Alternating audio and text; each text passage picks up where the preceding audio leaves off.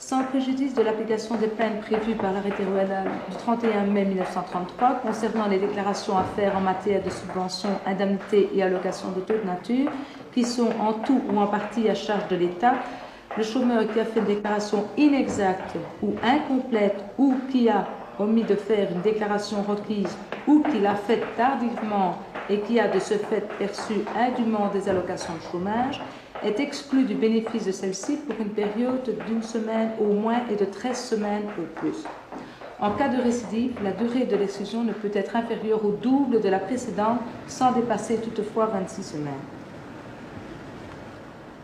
Je peux avoir votre carte d'identité, je peux avoir votre carte d'identité, je peux avoir votre carte d'identité, s'il vous plaît. Je peux avoir votre carte d'identité, s'il vous plaît. Merci. Et vous travaillez temps plein, madame, ici? Comment? 26 heures semaine. 26 heures semaine, oui. Et vous touchez des allocations de chômage? Vous touchez un complément d'allocation de chômage? Oui, vous avez votre document sur vous. Votre C3 temps partiel, vous mettez les petites croix. Le document... Le document... où vous inscrivez les heures que vous prestez réellement tous les jours.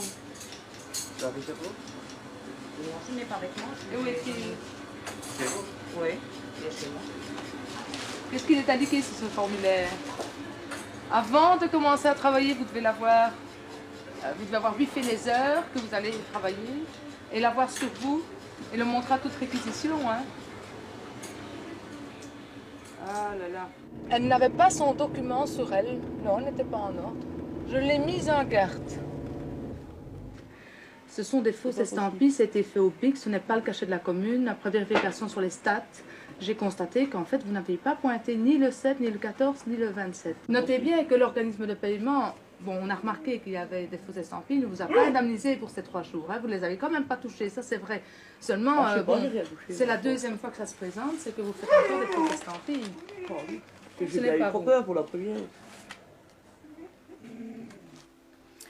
Bon, parce que l'article 196, hein, il dit bien que le chômeur peut une fausse estampille de marque de pointage ou fait usage d'une marque contrefaite ou produit des documents inexacts au fin de se faire octroyer des allocations auxquelles il n'a pas droit, est exclu du bénéfice des allocations de chômage pour une période de 13 semaines. Hein. En cas de récidive, et ici c'est le cas, le problème c'est que c'est une récidive, la durée d'exclusion est de 52 semaines sans toucher d'allocation de chômage. Hein.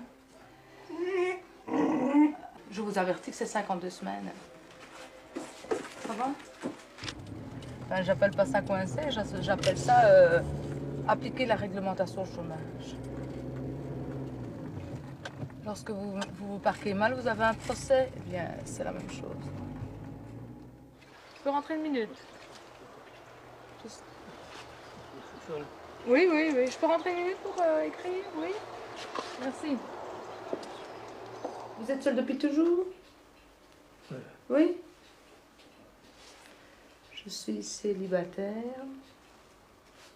et je vis seule.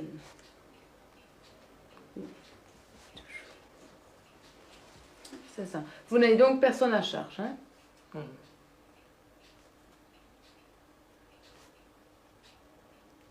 Vous n'avez pas d'activité indépendante, registre de commerce, numéro de TVA, aucune activité accessoire, non?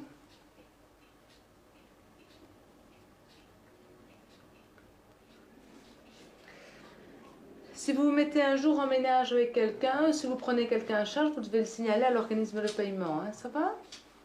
Vous comprenez? Oui? Je vais vous demander si vous voulez bien relire ceci et signer. C'est comme quoi vous déclarez vivre seul et vous avez donc droit à l'allocation d'isolé. Hein. Ça va? Si vous avez quelque chose que vous ne comprenez pas, c'est le moment. Hein. Voilà. Vous travaillez depuis 1946. Voilà. C'est bien ça. Une fois, j'étais enfermée dans une maison, un homme seul vivait. Il était en slip même. Mais heureusement que je ne panique pas. Cette personne est-elle bien seule? Non. Non? Oui, c'est-à-dire que sa maman habite, enfin, est domiciliée à Anne-sur-Sambre, mais réside chez son concubin, on va dire.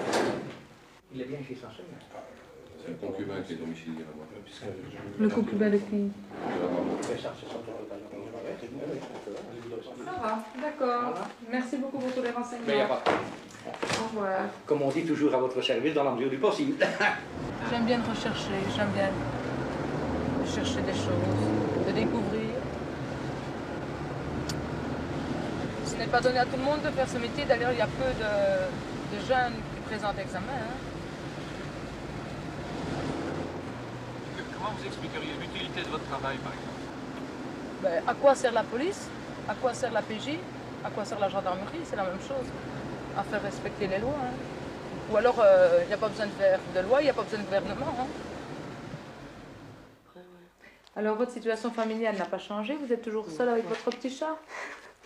Oui. Je vis toujours seule. Rejoint du Suisse avec le chat. Vous n'avez personne à charge alors, hein? Non, non. Et la voiture qui est dehors, c'est à vous? Non, non. C'est à qui? C'est à mon fiancé. Ah. Il est ici? Ben oui. Il est où, en haut? Non, il n'y a pas d'en haut, il n'y a pas d'étage. Il est dans la chambre? Oui. Non, dans la salle de bain. Il se lave. C'est en même temps pour un homme. Et quelle est la fréquence ici? Combien de fois vient-il par semaine? Combien de fois dort-il chez vous? Qui vient par semaine ici? Il vient souvent ou ça dépend de ses pauses? Ouais. Quand il fait la nuit, forcément, il n'est pas ici. Non, il vient maintenant quand... Bon, il joue au foot, il joue au ping-pong, il fait les entraînements, il joue au tennis. Entre Et en dehors de tout ça, il vient près de vous? Ouais. Ah, ouais. Vous payez 12 000 et demi de loyer ici? Ouais. C'était 11 000, mais alors ils ont augmenté. Et vous avez combien au chômage? 14 000. Et comment faites-vous pour vivre? Ma mère me donne à manger. Ça, je ne supporte pas. Qui me manque, je sais qu'en plus, il me manque. Ça. Nous allons donc à l'UNER, mais oui.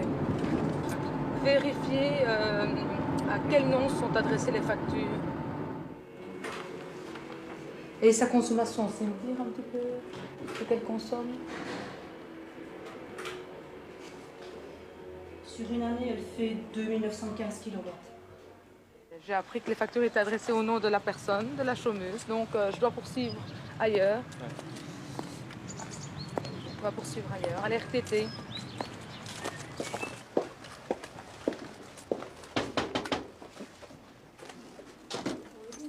Bonjour, Piette Bérangère. Ouais, c'est moi. C'est vous, je suis contrôleur de l'ONEM. Bonjour, madame. Je peux venir vous voir? Vous avez laissé vos clés à l'extérieur, hein? Bon, je viens voir votre situation familiale. Vous vivez ici avec qui, madame? Avec Gaëtan Major. Oui. Et le père de l'enfant, Michel? Major. Oui. Il est où, lui? Il habitait chez ses parents, mais j'ai eu des problèmes avec les flics. Et ils obligent Michel à habiter ici. Mais vous pouvez refuser qu'il ait son domicile ici? Je l'ai refusé. J'ai été 3 fois à la commune, ils se sont foutus de moi. Il y a encore été avant-hier à la commune pour changer. Hier, ils sont encore venus ici parce que Michel est ici. Il peut bien venir dormir une nuit près de moi. C'est le fils de mon père, de mon fils. Et encore quoi, il faut pas toujours non plus en avoir après moi. Moi, j'en ai marre. Je savais bien que ça allait arriver. Mais c'est un contrôle tout à fait normal. Il ne faut pas vous en faire pour ça. Mais je sais bien ce qui va m'arriver. Pourquoi? Je sais bien que je toucherai plus que je touche. Ça, je le sais bien. Ben non, ça, je ne tiens pas nécessairement compte de l'avis de la police. Hein. Parce qu'il vient dormir 2-3 nuits ici, ça c'est un drame, ça. Je peux voir la pièce à côté? Oui. Merci.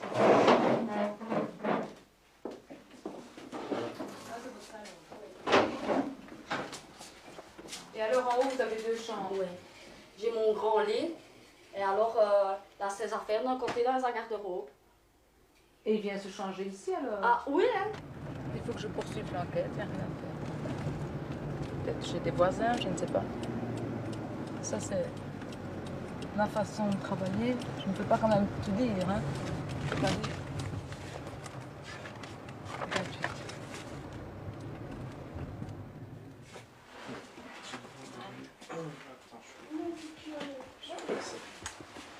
Et depuis quand êtes-vous seule avec votre fille? Depuis le 1er août.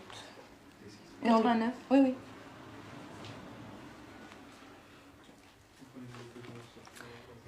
Je bénéficie Les allocations familiales.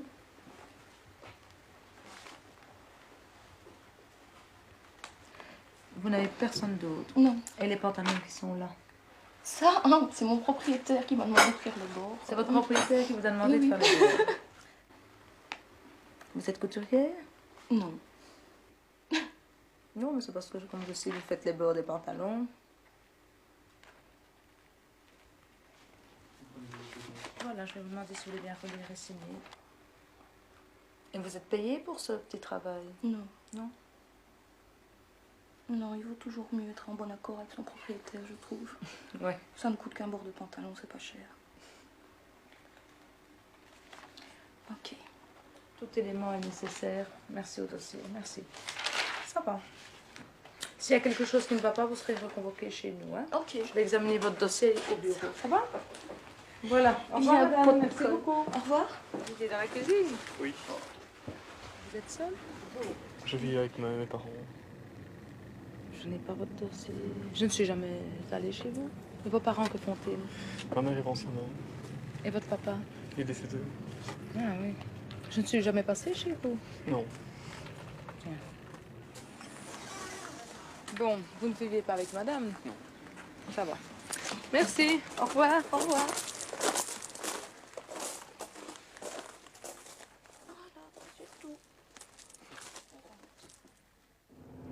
J'aime toujours rencontrer des gens chez eux. Parce qu'en rentrant chez eux, on apprend aussi, on découvre des choses. Le 22. 118, je dois venir. Eh ben, c'est parfait.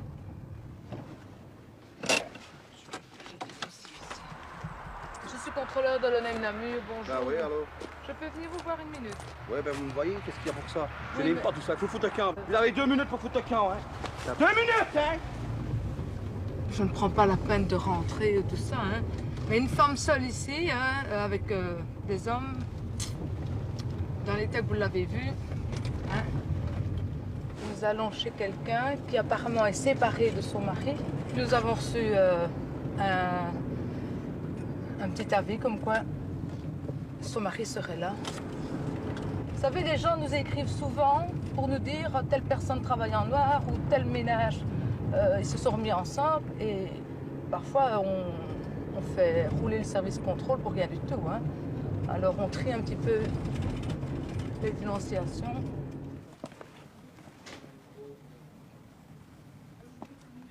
Je peux vous voir une minute? Merci. Je suis dans les travaux. Oh, c'est pas grave, bonjour monsieur. Je vais tout droit ou... Tu sais, je suis pas enregistreur, je suis en plein dans les travaux, moi, ici. Je vais par là. Vous m'avez écrit quelque part, oui? Oh, ben, ça va. Eh bien, madame se déclare vivre seule, n'est-ce pas? Alors qu'il y a une personne de sexe opposé qui travaille dans sa cuisine, qui effectue les travaux, qui ne veut pas décliner son identité et madame ne veut pas me le donner. Alors nous allons poursuivre l'enquête. Autrement. Et je peux vous dire qu'on m'a confirmé qu'il vivait ici. Hein. Oui, d'accord, maintenant il vit plus. Maintenant, il ne vit plus. Bon, il a vécu avec vous depuis quand? Oh, non, s'il vous plaît. Faites bien attention, si monsieur vit avec vous, vous devez le dire. Hein. Ça va? Parce qu'en cas de récidive, c'est encore plus grave. Allez, au revoir, merci. Au revoir. Au revoir, monsieur.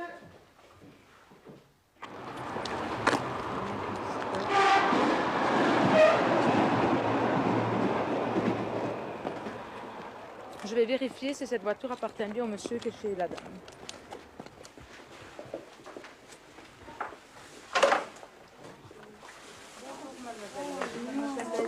Je dois vous voir. Sujet de votre déclaration, il y a un petit problème. J'ai eu confirmation d'autre chose et je viens vous voir pour rectifier la déclaration. Je peux vous entendre quelque part? Il y a un endroit... Écoutez, je suis cohabitante, je vis avec... Ah mais oui, mais pourquoi vous ne l'avez pas dit hier alors? Ah, elle a beaucoup pleuré parce qu'elle a été saisie. Elle a pleuré et puis je l'ai calmée. Et puis on a discuté ensemble et pour finir, elle m'a dit au revoir et merci madame. On s'est mis d'accord toutes les deux. Elle a reconnu, c'est ce qu'il fallait, quoi. Les sanctions dans ces cas-là, qu'est-ce que ça peut être? Ah, ça peut varier de 4 à 26 semaines, comme c'est la première fois, 4 à 26 semaines de quoi? sans toucher l'allocation de chômage. Privé de chômage complètement. Oui, oui, oui. Oui, mais elle travaille à mi-temps, hein, donc elle a quand même un petit revenu. Hein.